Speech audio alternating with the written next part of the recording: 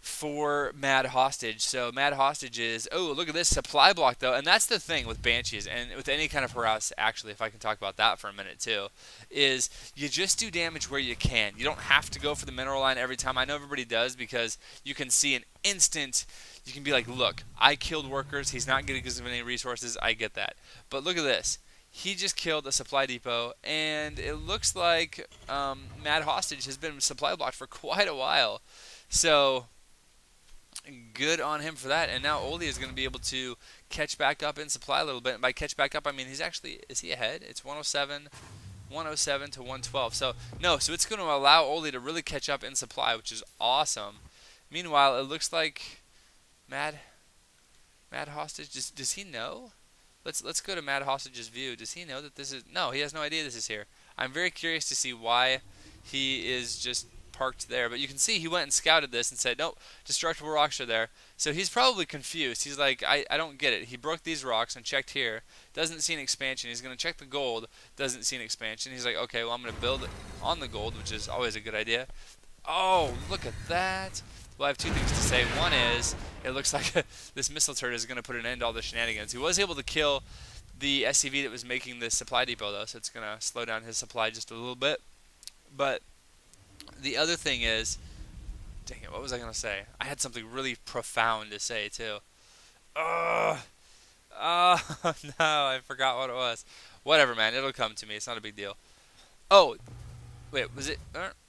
I talked about Banshees and just getting whatever you can, right? Any kind of drop or any kind of Banshee harass or any kind of little poke you can do is actually really good because all you can focus on is just killing like a supply depot, a couple units. It doesn't have to be workers because those are just all little advantages. And as you can see, he was actually supply blocked for a long time because of that. And look at this, still hasn't put a worker back on here or canceled it. So that's just extra money that's down the tube right now for Mad Hostage.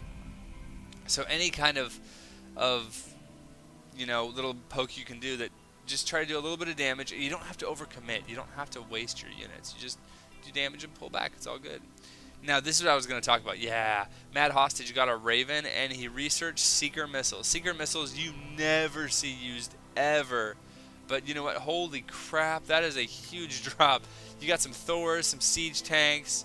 You got everything, man, and it looks like he's going to come over here and draw. Where is he going? Where is he going? Please don't drop right here. There's so many turrets. It looks like he's not going to. He's going to come and drop over here where there's absolutely nothing, and this drop could actually do a ton of damage. Meanwhile, it looks like Mad Hostage has found the expansion. So he is going to, nope, he's not going to kill the rocks. He's going to run back because of this huge drop. We have Thors, we have siege tanks, we have Marines, we have Marauders. And they're all coming up here. It looks like stim is being used by both sides. And the siege tanks are sieged for Oli. So he is going to be doing tons of damage. Look how quickly he was able to clean up that army from Mad Hostage. Now he's going to be pushing in and doing lots of damage. And this is actually huge because when you play against the Terran, man, when you destroy their production facilities, they are done. They are done. And he is getting lots of kills here. Has already killed 2 factories, and he kills the starport before more units can come. And Mad Hostage is actually just feeding his units one at a time, so they're really not going to do any damage that way. And it looks like another barracks is going down, and another one. So he has killed so much stuff. And oh, here comes the secret missile. Ah!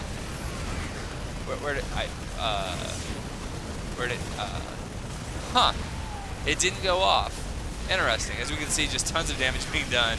And now, Mad Hostage has the rest of his units. He actually stemmed so he could actually get there. And it looks like he will be able to clean this up. But actually, these siege tanks are going to do tons of damage once he's getting range. And they are in range now. Oh, jeez, look at that. Tons of damage being done. And this Thor just absorbing a lot of damage. The Thor does go down. And now these medevacs are going to pull back. But look at these siege tanks, man, doing so much damage. And wow, Oli actually manages to defeat his entire army. So now Oli with 73 supply versus the, wait for it, 61 supply from Mad Hostage. So this game is going crazy. And oh, look at that. Ghost with stealth running around. There's 2 nukes that he could call down. So you got to be a little bit scared for there. And oh, there's no detection here. So if he doesn't... oh, that was his scan. Okay. Yeah, he just wanted to make sure there was no turret or anything. So he is just going to be standing in the corner here. And oh, here comes a nuke. Oh, there's nukes. We have like base trades and nukes and all kinds of stuff going on. I love this game so much. Oh, and wait for it. Wait for it. Oh, these Marines. That is the wrong time to spawn, buddies. I apologize. Boom! But there it goes. This siege tank came out just in the nick of time. And there's the scan to see the ghost, and Marines and Marauder will take him down. But the damage was done, man. That nuke landed.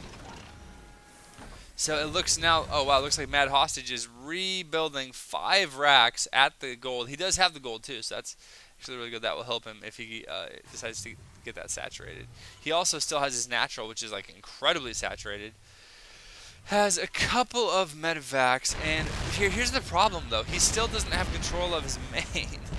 So he's at 60 supply, and oh man, this Ghost Academy is actually burning down. So yep, that's unfortunate. It looks like these medevacs are going to go back home, maybe to pick up some more units and stuff. Oh, look at this, tons of SCVs by Oli, and this happens a lot when crazy stuff's going on, but it's just something to be aware of.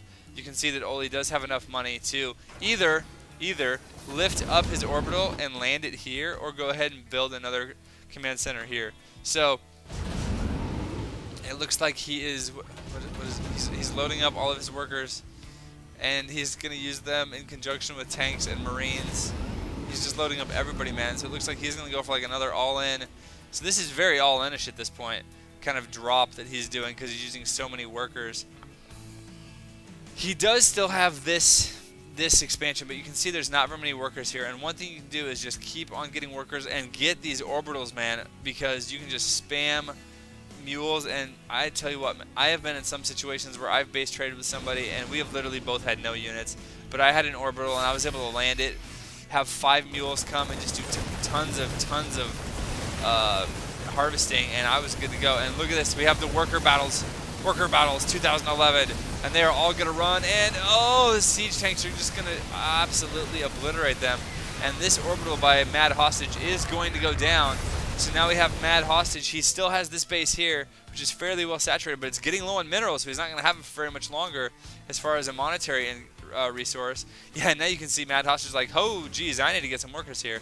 And since that worker transfer did not work, he is going to have to get workers from someplace else, you know, like make them. Oh, look at this. Got a couple of factories hidden up here, as well as a barracks with a reactor. So, meanwhile, Oli is just going to go ahead and clean up the rest of the buildings in this base. And why not? Because when he kills this, when he kills all these supply depots, he is going to supply block him again. And there you go. Supply depots down. And now you can see that Oli is at 98 supply out of 126. And it looks like Mad Hostage is 71 supply out of 41, so he is like infinitely supply blocked, and he's actually has a lot of money invested right here into this, which I had an RL friend of mine do this, and I tried to explain to him what this means, because he's like, well, you said I need to have 1 barracks going at all times, right? So if I do this, and oh, it looks like Mad Hostage is going to be putting some pressure on Oli's 1 mining base. But he was like, if I just do this, then I can queue him up and I don't have to worry about it. And I was like, yeah, man, but this, you're actually spending 100, 200, 300, 400, 500, 600, 700, 800, 900, 1,000, 11, 1,200, 1,200 minerals that you've already spent that are just sitting there not doing anything. So that's why you don't want to queue stuff up, and that's really the only reason. Like, I come from StarCraft 3, actually, and let's try that again. I'm from the future. I come from Command & Conquer 3. I played Age of Empires, Command & Conquer, and StarCraft 1. But Command & Conquer was my big game until I switched to StarCraft and StarCraft 2. So, in that game, you're not penalized for queuing. And that was one of the things I noticed, is that you are penalized for queuing in StarCraft 2. So, and by penalized, I just mean they take the money from your account when you queue it up. So all this money has already been spent. Well, they don't have a supply cap per se in Command & Conquer, not like you have to build supply depots for, but you don't get penalized. Like, I could be like, okay, here's my reactor factory, and I could literally queue up 6,000 Hellions, and it would not charge me for anything except the 2 that are already making. So they charge you when they start building, not when they're queued. So in that game, that was so spam heavy because you would literally just build a production facility and just queue it up and spam units nonstop, keep expanding, and then as you got more money, once you started making money and you couldn't spend it all, you just added on another production facility, queue up a ton of units on that, and just set the rally points all at the same spot. And you would just spam like it was crazy, but can't do that in StarCraft, guys. Can't do that in StarCraft. At least not if you want to be like super efficient. Now, let's see. Let's look at upgrades really quick. Now that I went on my huge rant about just RTSs in general, it looks like this is a lot of Marines and Marauders for Mad Hostage, and he could be putting some pressure on. And oh man, this is Oli's only really place he can expand now since Mad Hostage is here. He has really shut down this expansion opportunity as well as this one, which this one did do quite well for Oli, but he is now going to be done with that. And it looks like Mad Hostage is going to go ahead and move in here and stim and see if he can take out this expansion. And it looks like Oli is he going to turn around or is he just going to try to base trade? Well, that didn't take very long with that many units. And now here he comes up into the main, and now it is Oli's turn to, it looks like, lose all of his production facilities as his tanks are not sieged and they're out of position. And Mad Hostage was able to loop-de-loop around, and now he's going to be doing lots of damage and killing a lot of Oli's supply depots and unit-producing structures. So, here come the siege tanks, and they're sieging. Look at all the damage that those siege tanks are doing. Holy crap, man. That is so much damage. Oh, wow. And that really just equalized the forces because I thought Oli was going to lose for sure, man. But it looks like